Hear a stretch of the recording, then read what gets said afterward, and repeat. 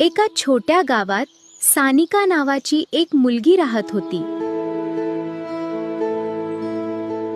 सानिका खूप हुशार होती, पण तिला एक वाईट सवय होती. ती कधीच अभ्यास करत नव्हती. शाळेतून आल्यावर ती नेहमी मोबाईलवर गेम खेळायची, टीव्ही बघायची किंवा बाहेर खेळायला जायची. आई तिला रोज म्हणायची, सानिका, थोडा अभ्यास कर. अभ्यास केलास तरच तू मोठी होऊन काहीतरी बनशील. पण सानिका नेहमी म्हणायची, आई, उद्या करेन मी अभ्यास. आज नाही. असं करत करत परीक्षा जवळ आली. सगळे मित्रमैत्रिणी अभ्यास करत होते, पण सानिका मात्र खेळण्यातच वेळ घालवत होती.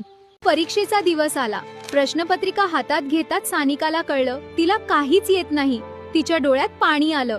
ती खूप घाबरली. काही दिवसांनी निकाल लागला. सानिकाला खूप कमी मार्क्स मिळाले. तिचे सगळे मित्र पास झाले, पण ती मात्र दुःखी झाली.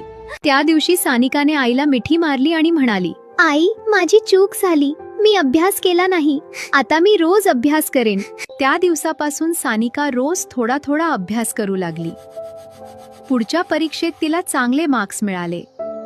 ती खूप आनंदी झाली आणि आई वडीलही तिच्यावर अभिमान बाळगू लागले. आजचा अभ्यास उद्यावर ढकलू नका. नियमित अभ्यास केल्यानेच यश मिळते.